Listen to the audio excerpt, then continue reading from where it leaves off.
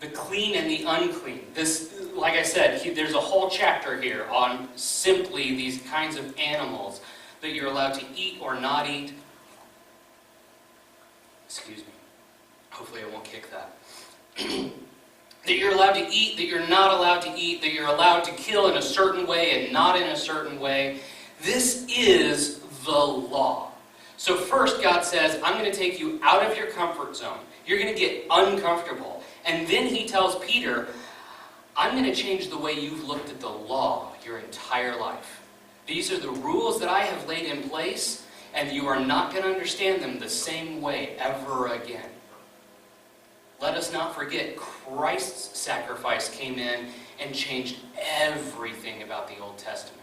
We don't have to kill rams or bulls or doves or whatever it is to find our cleanliness. That was the law. And Christ is continuing to change that. And this is just a pinnacle moment in the history of Christianity that we're working through, that we're trying to get through. And it's not simply the law in and of itself. This is the section where we read, be holy as I am holy. We find ourselves in a holiness community. I don't come from a holiness background, and that's taken me a little while to get a grip on the way people talk and work around here of what holiness means to people.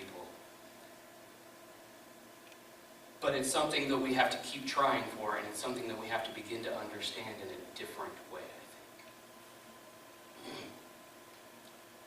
All the way back to the beginning of chapter 10. Verse 1. We've seen Peter's prelude. We've seen where Peter starts out with all this. Now we've got to go back and catch ourselves up, because this is Cornelius' side of the story. So starting at verse 1 in chapter 10, in Caesarea there lived a Roman army officer named Cornelius, who was a captain of the Italian regiment. He was a devout, God-fearing man, as was everyone in his household. He gave generously to the poor and prayed regularly to God. We're going to take a break there, because we need to understand what this means. Cornelius is not a Jewish individual. He is a Greek individual. He is an other individual. He is the captain of the Italian regiment. He's a military guy. But he's a really good guy. He and his entire house are God-fearing. But they're not Jewish. And that's a big, big difference right now. What he could be here is he could be a proselyte. That means he could have gone through the process of circumcision. He could have said, I need to live first by the old law, and started living all of those laws. He could be living kosher, making the sacrifices that he's supposed to be making, be as close to a full Jew as he could be. But that's not even what he is. He's a God-fearing Jew. That means he's not circumcised. That means he's living part of the law. And that's a big, big, big difference. Because at this point, in this world of Acts 10, the Jews are still learning what it means to be Christians.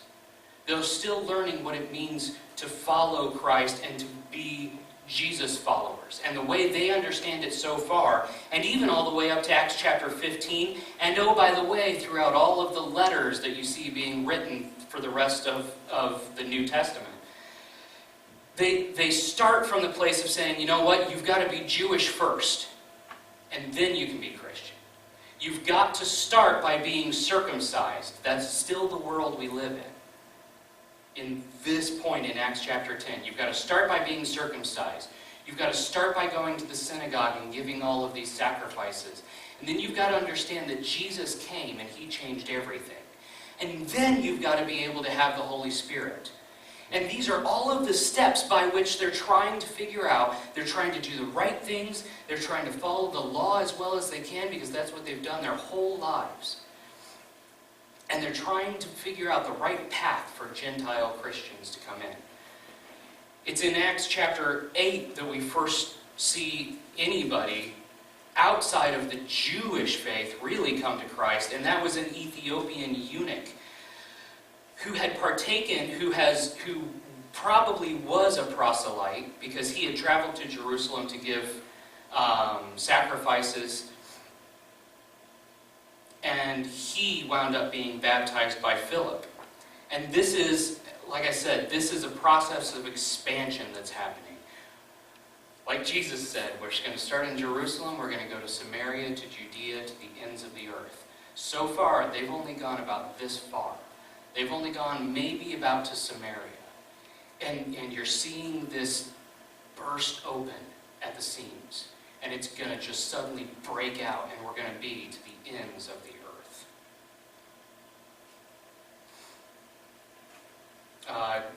Moving right along, verse 3. One afternoon, about 3 o'clock, he had a vision. We're back still with Cornelius, in which he saw an angel of God coming toward him. "Cornelius," the angel said. Cornelius stared at him in terror. "What is it, sir?" he asked the angel. And the angel replied, "Your prayers and gifts to the poor have been received by God as an offering. Now send some men to Joppa and summon a man named Simon Peter.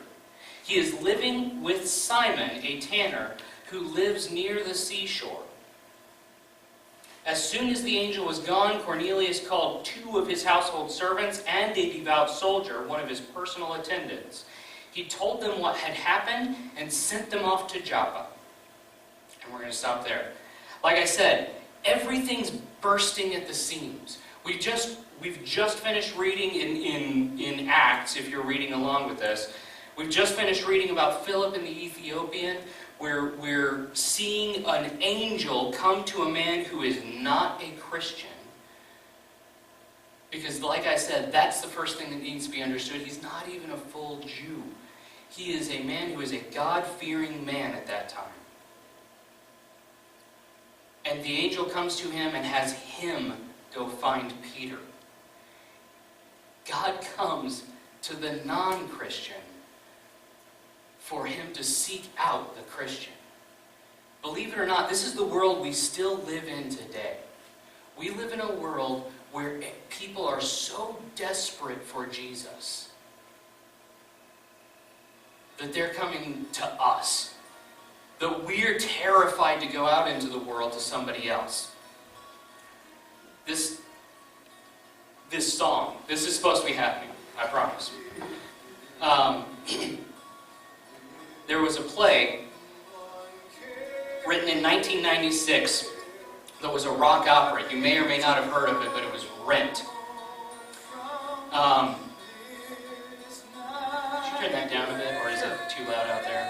Maybe I just need to step down. Anyway, I was in high school at the time, and I had a youth pastor at the time who really, really got into this rock opera. He was listening to it a lot, and I didn't understand a lot about it at the time. And it was a couple of years later that I started to listen to it and understand what it was all about. And it really is amazing, but it really is R-rated as well. So I want to give that disclaimer. But it's about a group of artists who are trying to make it and just scrape by a little bit at a time.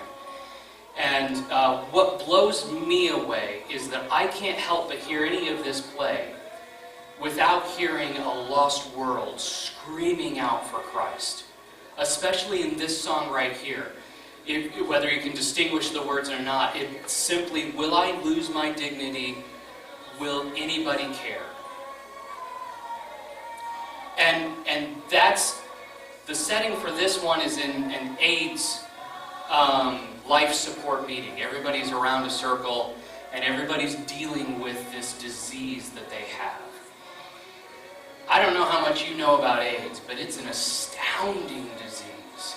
And it's a disease that I've never seen a better example of what sin is in our lives than what AIDS is to anybody who's contracted it. For whatever reason they've contracted it. Maybe it was something that they did on their own. Maybe it was something that just happened to them. Maybe they shouldn't have been doing what they were doing. Maybe they should have been doing what they were doing. Whatever reason it was that they found themselves sitting around in that circle trying to figure out how to deal with this disease. It came in and it attacked them where they could attack any other. You don't ever die from AIDS. It kills your immune system, and you die from a different disease. You die from the disease that comes in after AIDS has wiped out your chance to live through it. And that's what sin is in our lives. Sin is something that we should or should not have been doing. No, we should not have been doing it. Whether we realized it or not, maybe something at the time. And it's the consequences of sin that kill us. I mean, that's what James talks about. It's something that starts as something so very small and comes into our lives, and the more grip that we give it, the more that we give it, the more it takes a hold, and the more it pulls us down, and the more it kills us from the inside out. And we live in a world that is just gripped and pulled down and weighed down and killed from the inside out by sin. And we live in this world today where people are more desperate for Christ than we are desperate to share him.